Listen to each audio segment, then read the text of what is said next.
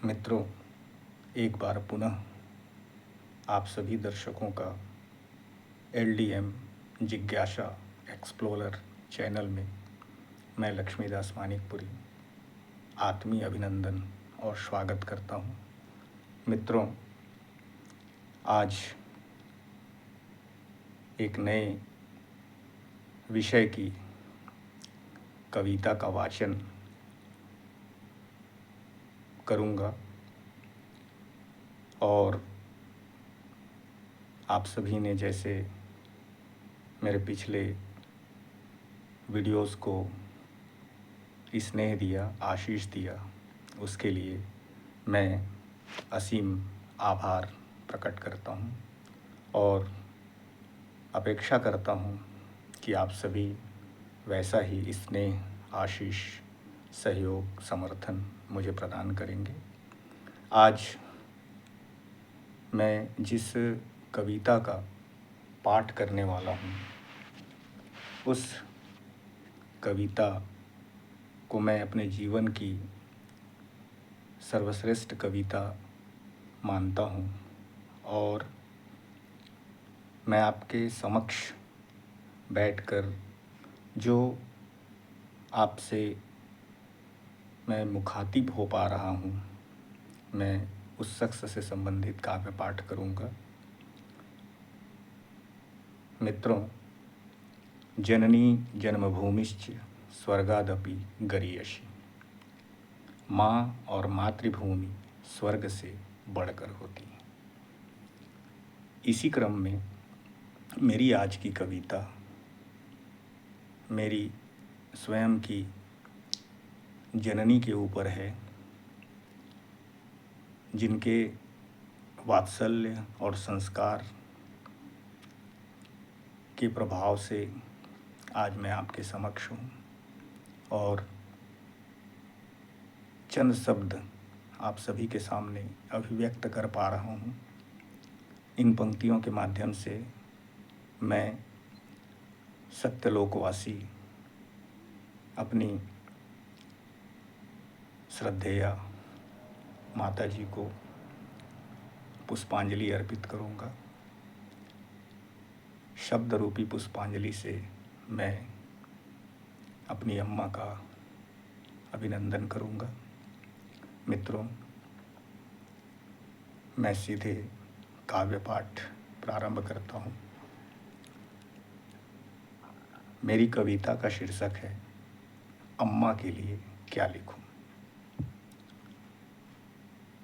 अम्मा के लिए क्या लिखूं, उन्होंने मुझे खुद लिखा है। अम्मा पहले सगुण थीं, अब वह निर्गुण हो गई हैं।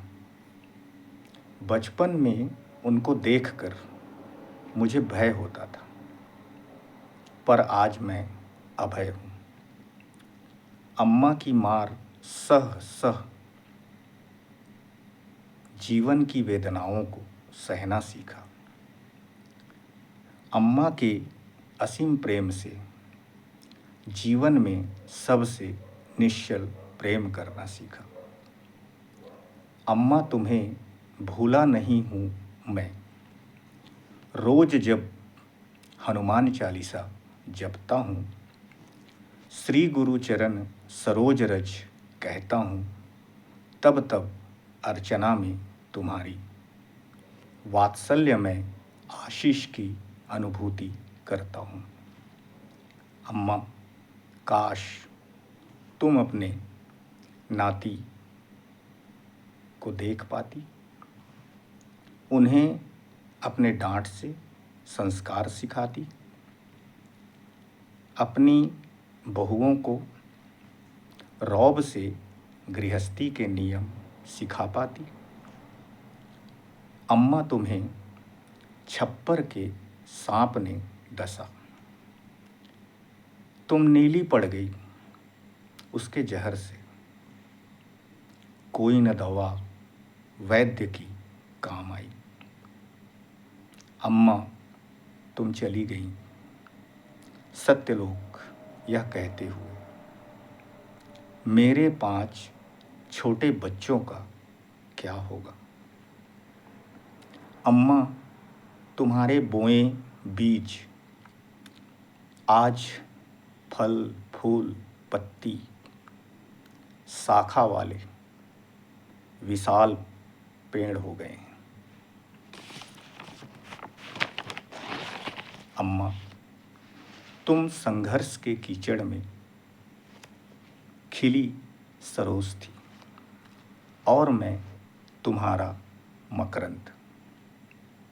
यह बीज बोएगा जगत में शाश्वत मानवता की फसलें, पाकर जिसे जगती में हर अम्मा के अस्तित्व की सर्व हृदय में संवेदित रहे अमूल्य मातृ संस्कार की धड़कनें। सर्व हृदय में संवेदित रहे अमूल्य मातृ संस्कार की धड़कनें। अम्मा के लिए क्या लिखूं, अम्मा ने मुझे खुद ही लिखा है। अम्मा के लिए क्या लिखूं, अम्मा ने मुझे खुद ही लिखा है। अनंत धन्यवाद मित्रों, आपने बड़े भाव से मेरे इस काव्य का आनंद लिया। आप सभी दर्शकों का, पाठकों का, साहित्य प्रेमियों का, मित्रों का मैं कोटिशः साधुवाद करता हूँ कि आप सभी मेरे वीडियो पर अपनी प्रतिक्रियाएं देते हैं।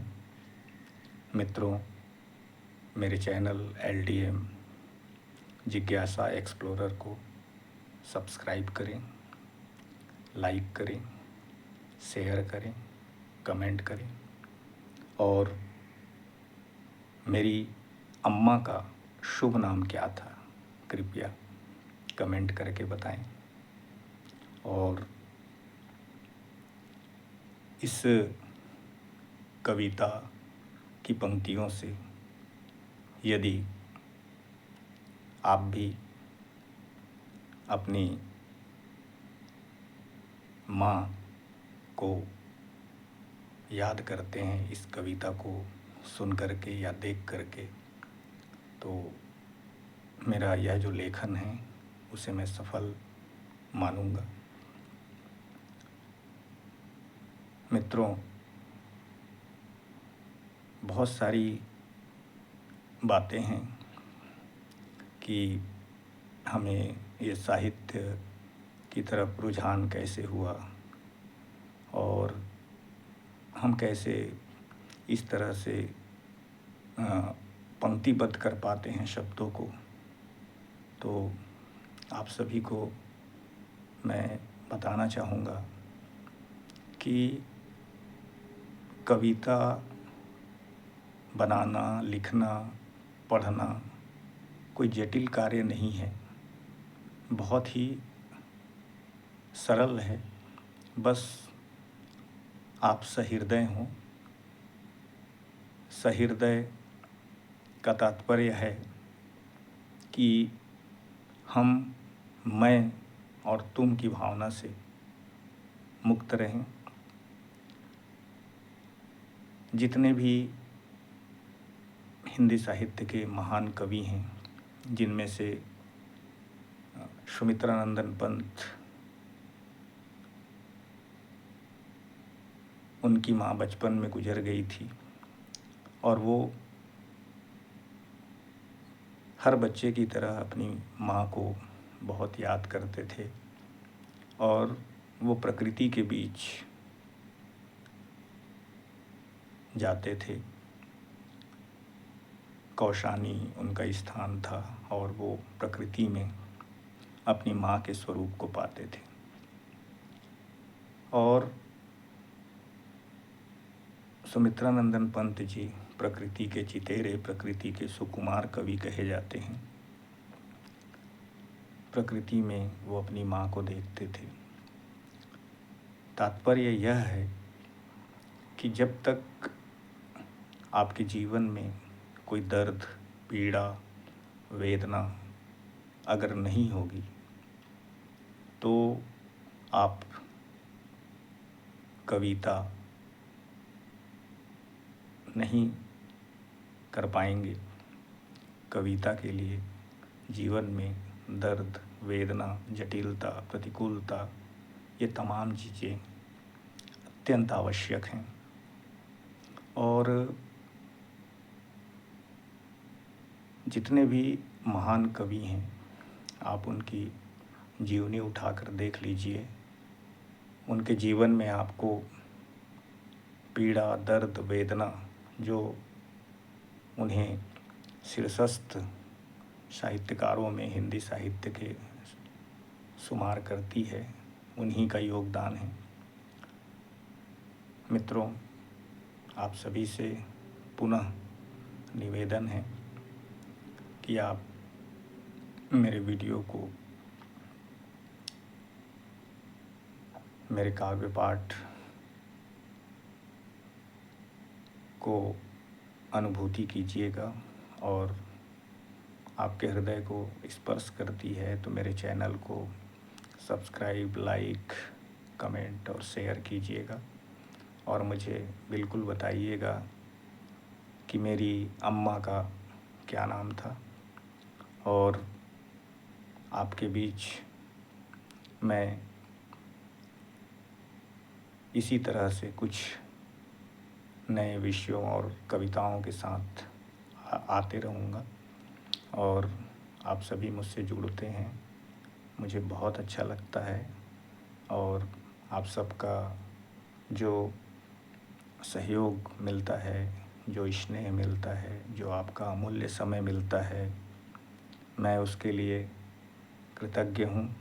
और ईश्वर से मैं प्रार्थना करता हूँ कि वो आप सभी दर्शकों, साहित्य प्रेमियों, पाठकों को सुख, समृद्धि, ऐश्वर्य, वैभव और दीर्घ जीवन, सुखद जीवन, शांतिपूर्ण जीवन, सुकून भरा जीवन प्रदान करें।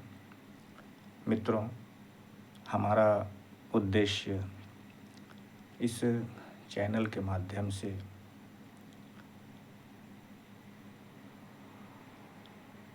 शिक्षा, हिंदी साहित्य और कविता का जो जीवन में महत्व है, उससे परिचित कराना, अवगत कराना है।